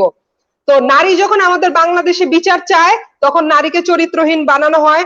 পুলিশ প্রশাসন আমাকে, আমি যখন সেক্রেটারি হিসেবে কাজ করেছি সংসদে, জাতীয় সংসদের মাইগ্রেশন ডেভেলপমেন্টের পক্ষে আমি সেক্রেটারি, আমাদের সরকারের এমপি বিভিন্নভাবে প্রভাবিত হয়ে প্রথমে আমার পক্ষে করা জাতীয় টিভির নিউজ বন্ধ করলেন। ভালো কথা। দ্বিতীয়ত, আমি যে সেক্রেটারি হিসেবে সংসদে কাজ করছি আমার বিরুদ্ধে সংসদ থেকে জিডি করালেন যে আমার পদবি নাকি ভুয়া, আমি নাকি ভুয়া ভাবে কার্ড ছাপিয়েছি, ভিজিটিং কার্ড। Very good. তারপর আমি শেরে বাংলা থানাতে গিয়ে আমার যে পদবি সঠিক তার পক্ষে আমি কাগজ দিয়ে এসেছি। তখন আমাকে শেরে বাংলা নগরের পুলিশ বলেছে আপা আপনি এগুলো মিটমাট করেন, আমরা তো এগুলো আপনার পক্ষে কোনো বিচার করতে পারবো না, আপনি কাদের বিরুদ্ধে লড়াই করছেন, জলে থেকে আপনি কুমিরের বিরুদ্ধে লড়াই করে টিকবেন? আমি তারপরেও লড়াইয়ের জন্য সংগ্রাম করে গেছে। আমি যখন সারেন্ডার করেছি, আমাকে আগেই বলা হয়েছে আপনি সারেন্ডার করলে আপনাকে কিন্তু কাশিমপুর কারাগারে পাঠিয়ে দেওয়া হবে, কারণ এমডি অভিযুক্ত ব্যক্তি নিজে এসে বিচারকের সাথে একটা সমঝোতা করে গেছেন, তাকে নাকি ব্রিফকেস দিয়ে গেছেন। আমি শুনেছি এই সমস্ত কথা। আমাকে ঠিকই তারা জেল খাটালেন 3 মাস, এরপরও আমি দমে যাই নাই। আমাকে যখন ডিবিতে রিমান্ডে নিয়ে রাত 3টার সময় ডিবি অফিসার আমার সিটি ব্যাংকের কলিগদেরকে ডাকিয়ে আমাকে হুঁশিয়ারি দেন, আমি যদি মামলা তুলে না নেই আমাকে একটার পর একটা মামলা দিয়ে জেল খাটাবেন, আমি জীবনেও জেল থেকে বেরোতে পারবো না এবং আমি জেলেই পচে মরবো, আমার কোনো ভবিষ্যৎ নাই। এবং আমি যেহেতু আমার ফ্যামিলির একমাত্র ব্রেড আর্নার, উপার্জনক্ষম ব্যক্তি, আমার মা বাবা বোন বাচ্চা সব আমার উপর ডিপেন্ডেন্ট, তাদের ভবিষ্যৎও অন্ধকার করে দেওয়া হবে। এটা আমাকে ডিবিতে রিমান্ডে নিয়ে রাত 3টা বাজে আমার ব্যাংকের কর্মকর্তারা ডিবি অফিসে এসে আমাকে হুমকি দিয়ে যায়। ধিক্কার জানাই, আমি ধিক্কার এবং প্রতিবাদ ঘেন্না জানাই এরকম পুলিশ প্রশাসনের। যে সমস্ত পুলিশ প্রশাসন ভুক্তভোগীকে অভিযুক্ত ব্যক্তিদের পক্ষে ভিকটিমকে মুখ বন্ধ করার জন্য কাজ করে, তাদের প্রতি তীব্র প্রতিবাদ জানাই আমি মনিরা সুলতানা। আর আমি মরার ভয় করি না, আমি জানি একদিন মরতে হবে, আমি বুঝে শুনেই নেমেছি, আমি মেধা খাটিয়ে প্রতিবাদ করতে নেমেছি এবং আমার সাথে এখন আল্লাহ রাব্বুল আলামিনের শক্তি আছে, আমার সাথে মায়ের দোয়া আছে। যতদিন রিজিক নিয়ে দুনিয়াতে এসেছি ততদিনই বাঁচবো, বাঘের মতো বাঁচবো। কোন এই সমস্ত অভিযুক্ত ব্যক্তি, এই সমস্ত ক্রিমিনাল, এই সমস্ত করাপ্টেড সিস্টেম, পুলিশ প্রশাসন কাউকে তোয়াক্কা করার টাইম নাই। নারী মা, আমি একজন মা, আমার বাচ্চা ইন্ডিয়াতে পুনেতে লেখাপড়া করতেছে, সে নিজে একজন ক্যাপ্টেন, আমি ক্যাপ্টেনের মা, আমি বাঘের বাচ্চা, আমি বাংলার নারীদের প্রতিনিধি, আমি বিশ্ব দরবারে ইউরোপের আজকে অ্যাডভাইজার, বাংলাদেশ মানবাধিকার কমিশনের আজকে ভাইস প্রেসিডেন্ট। এগুলো আমি কোন রকম কোন প্রভাব খাটিয়ে আদায় করি না, আমাকে তারা নিজে নিয়ে গিয়ে পজিশন দিয়েছে তাদের কাজকে সহযোগিতা করার জন্য। আর আমাকে আজকে বিভিন্ন দেশ থেকে রিকোয়েস্ট করা হয় আমার কাজে তারা যুক্ত হতে চান। আমি আপনাদেরকে বলতে চাই, দেখেন আমার চরিত্র অন্বয়ন করা হলো, জার্নালিস্ট, এই যে আপা আমাদের সাংবাদিক আপা কিছুক্ষণ আগে যে বলে গেলেন যে নারীদের যে ভিন্ন রূপ, সাংবাদিকরা আমাকে জানিয়েছেন তারা অ্যাসাইনমেন্ট নিয়েছেন ব্ল্যাকআউট করার জন্য। আমার পক্ষে কোনদিন বাংলাদেশের সাংবাদিকরা মুখ খুলবেন না, এই জন্য টাকা দেওয়া হয়েছে সিটি ব্যাংকের, এটা তাদেরকে ব্ল্যাকআউট বলে, আমাকে তারা শিখিয়েছেন যে এটাকে ব্ল্যাকআউট বলা হয়। মনিরা আপা, আপনার পক্ষে কেউ দাঁড়াবে না, আমরা উপযুক্ত বিজ্ঞাপন পেয়েছি, আমরা কেউ কথা বলতে পারবো না। ভেরি গুড, পারবেন না। আপনার পরিচিত সাংবাদিক আপা, আপনার পরিচিত একজন জার্নালিস্ট চিটাগং থেকে আমাকে বলেছে আমার পক্ষে পুলিশ প্রশাসনের কাছ থেকে উনি টাকা নিয়ে আসবেন, সেইটার 50% আমাকে দিবেন, 50% উনি নিবেন। আমি যখন রাজি হই নাই তার এই সমস্ত ঘৃণ্য এই ধরনের সমঝোতার প্রস্তাবে, তখন উনি আমাকে গালি দিয়েছেন। হেন কোনো গালি নাই যে আমি তার কুপ্রস্তাবে কেন সাড়া দিলাম না, ঠিক আছে? আর সেই সাংবাদিকদেরকে বলতে চাই, সমস্ত ডকুমেন্ট মনিরা সুলতানার কাছে আছে, যে আপনারা যা বলেন, আপনারা যা লিখেন, সবকিছু ডকুমেন্ট মনিরার কাছে আছে, পুলিশ প্রশাসনের বক্তব্যও আছে। আর আপনাদেরকে আজকে আন্তর্জাতিক ফোরামে বলতে চাই, এই যে আমার কাছে এখন যেটা আছে, গ্লোবাল ডিফেন্স কর্পোরেশন আন্তর্জাতিকভাবে 26শে নভেম্বর 2019 সালে নিউজ প্রকাশ করেছে আমাদের এমপি সাহেব কিভাবে যুক্ত আমার মুখ বন্ধ করার জন্য, কাউন্টার টেরোরিজম কিভাবে যুক্ত আমাকে দমন করার জন্য। এবং আমি আপনাদের বলি, পুলিশ প্রশাসন প্রথমে আমাকে মামলা করতে দেন নাই, পরবর্তীতে প্রেসারে পড়ে যখন মামলা নিয়েছেন তারা ফাইনাল রিপোর্ট দিয়েছেন, মানে আমি মিথ্যা অভিযোগ করছি, আমার সাথে কোনো যৌন হয়রানি হয় নাই, ভালো কথা। তারপরে আমার বিরুদ্ধে যখন 5টা মামলা সিটি ব্যাংক করলেন, তখন সিআইডি সিটি ব্যাংকের করা মামলায় আমার পক্ষে রিপোর্ট দিচ্ছেন যে হ্যাঁ মনিরা সুলতানার সাথে যৌন হয়রানি হয়েছে, মনিরা সুলতানাকে অবৈধভাবে চাকরিচ্যুত করা হয়েছে। তো একই পুলিশ প্রশাসন বলছেন যে আমার সাথে যৌন হয়রানি হয় নাই, আর সিআইডি ডিপার্টমেন্ট বলছেন হ্যাঁ যৌন হয়রানি হয়েছে, তাহলে এখানে আমরা কারটা বিশ্বাস করব? কেন এখানে তদন্তে আপনার রিপোর্ট ভিন্ন আসছে? এই যে তদন্ত সিআইডি রিপোর্ট, তাদের করা মামলায় আমার পক্ষে রিপোর্ট দিল, এখন বিচারটা কে করবে? এখন প্রধানমন্ত্রীর অফিস নিশ্চুপ কেন? আর প্রধানমন্ত্রীর অফিস আমাকে যে চরিত্রহীন বলেছিলেন, তাদের বিচারটা কে করবেন? আমি এটা জানতে চাই। আর কোন রক্তচক্ষু, আমাকে বলা হয়েছে আমাকে ক্রস ফায়ারে দেওয়া হবে।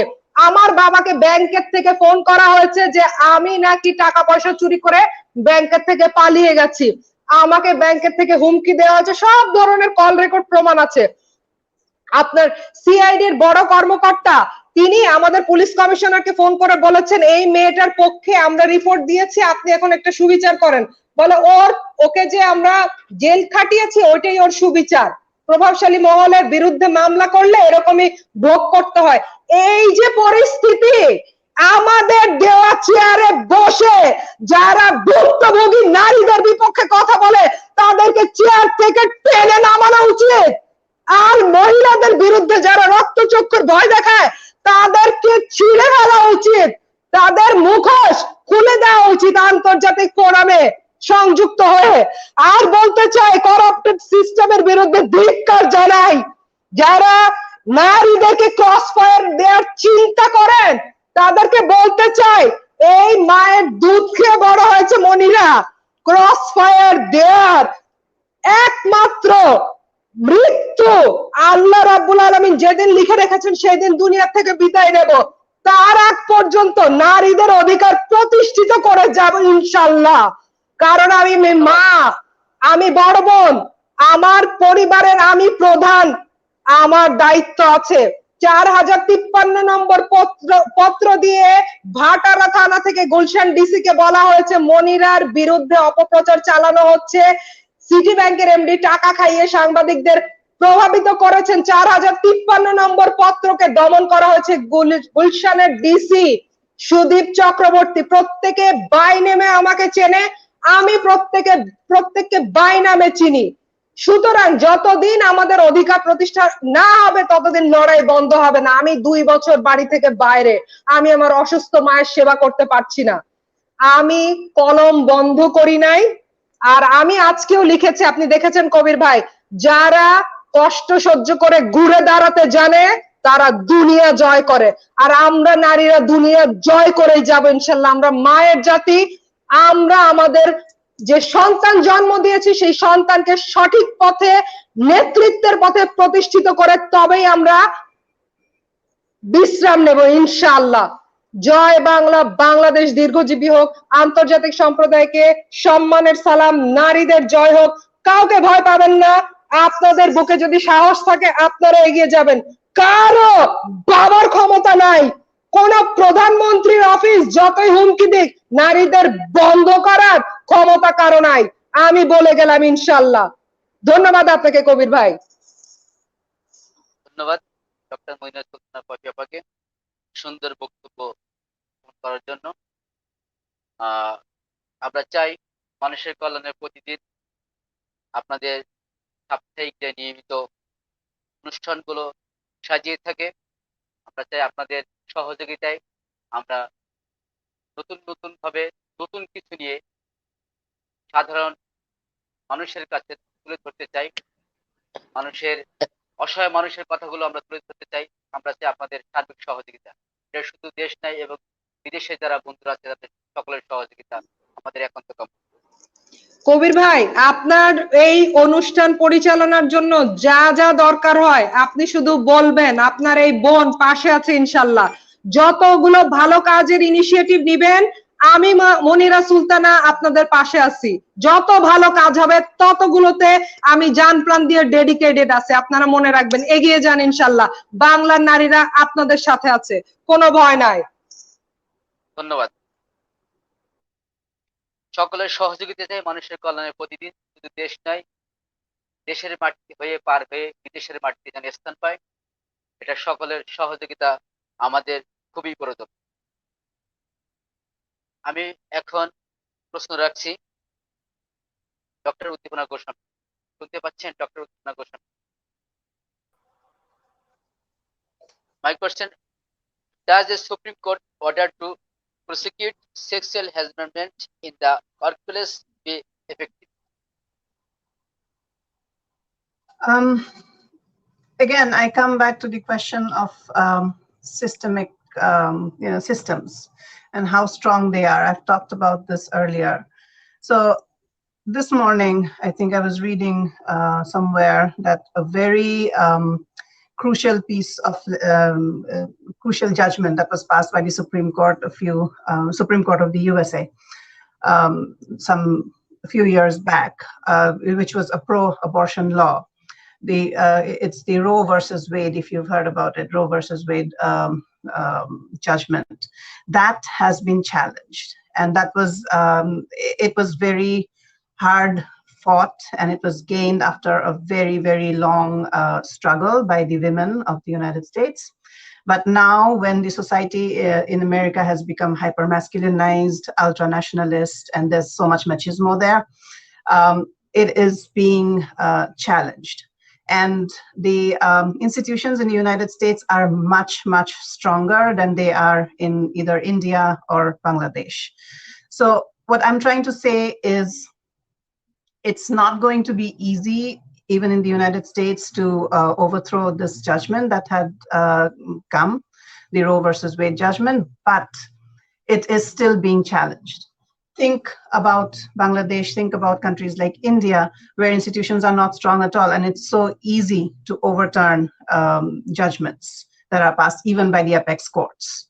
So what we need to do is make our systems and our institutions strong. We need to keep fighting. We need to make them stronger by not letting individuals or personalities drive these institutions. The systems in themselves, the laws in themselves must be stronger, and we have to make the people in power accountable. And when I say the people in power accountable, I mean both men and women. So the way that Monira is fighting, the way that she is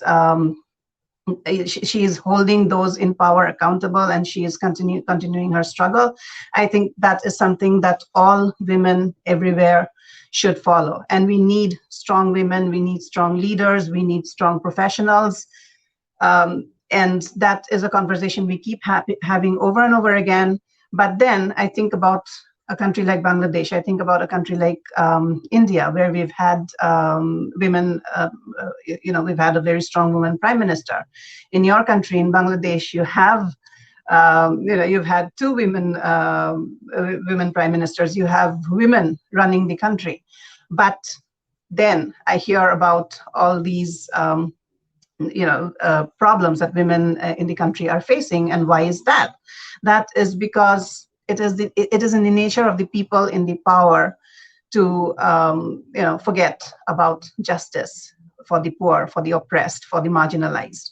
And we really, really need to make these people accountable. And I also think about women with privileges, like when Monira was talking about how she had access to all these politicians, to all the people in powerful positions, and yet she is being denied justice.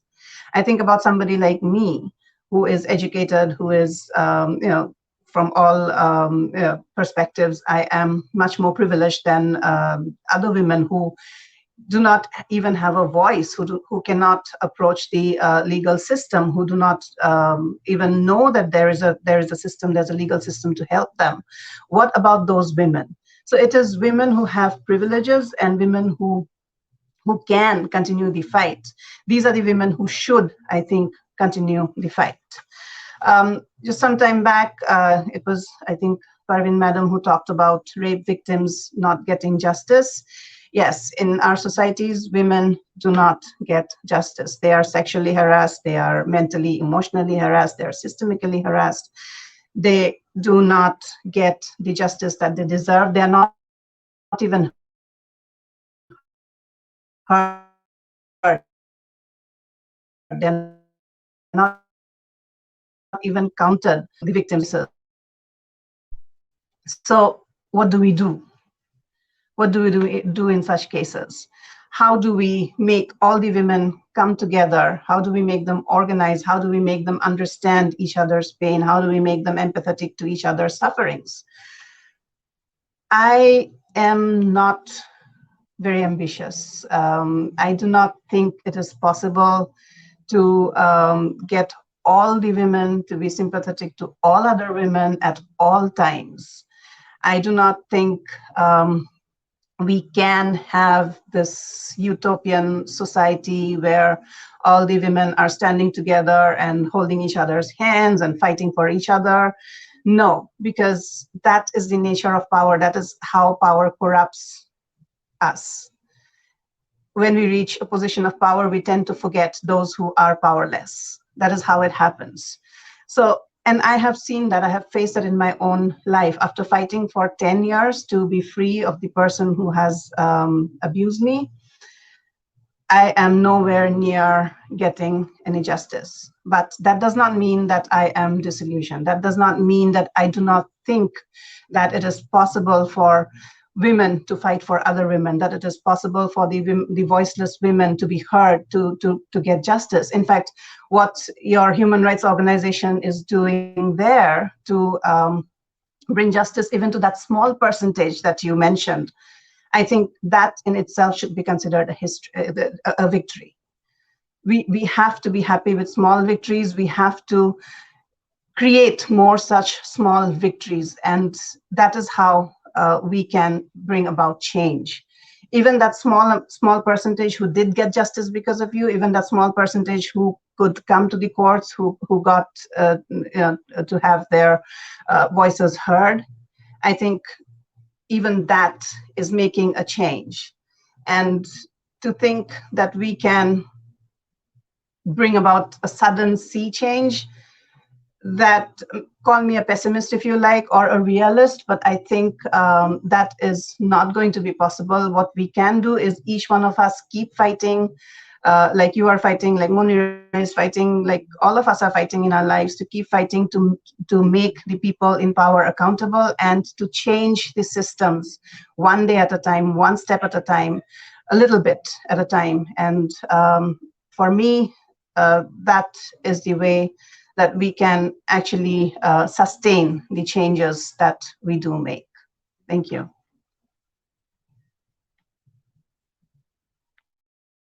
Dear Dr. দীপনা Goswami, আজকের অনুষ্ঠানে যারা উপস্থিত হয়েছেন তাদের মূল্যবান সময় দেওয়ার জন্য মানুষের কল্যাণের প্রতিনিধি পরিবারের থেকে সবাইকে জানাই শুভেচ্ছা অভিনন্দন। সেই শেষে আপনাদের কাছে আরো আশা করি যে আপনারা আমাদের নিয়মিত লাইভ টকের সাথে থেকে আমাদেরকে সহযোগিতা করবেন। আমরা চাই যারা যে সকল মানুষ দুঃখী আছে তাদের অসহায় মানুষের কথাগুলো আমরা তুলে ধরার চেষ্টা করি, যাতে মানুষের যে সমস্যাগুলো আছে তারা যেন আমাদের লাইভ টকসের মাধ্যমে যেন সরকারের কাছে পৌঁছায় এবং সেটা যেন তাদের সমাধান দেয়, এটা আমাদের কাছে দাবি থাকবে। আপনাদের সকলের কাছে দাবি যে আমাদের ইউটিউব চ্যানেলে যারা সংযুক্ত হয়েছেন, যারা হিসেব হয়েছেন এবং যারা আমাদের দর্শক হিসেবে আছেন, সকলে আমাদের মানুষের কল্যাণের পত্রিকা ও ইউটিউব চ্যানেলটি সাবস্ক্রাইব করে আমাদের সাথেই থাকুন। আপনাদের নতুন নতুন কিছু দেওয়ার চেষ্টা করছি, যেন আজকের মতো আগামীতে নতুন কিছু আমরা আয়োজন করতে পারি, এটা আপনাদের কাছে আশা করছি। সকলে ভালো থাকুন, সুস্থ থাকুন, মানুষের কল্যাণের প্রতিনিধি পরিবারের সাথে। ধন্যবাদ।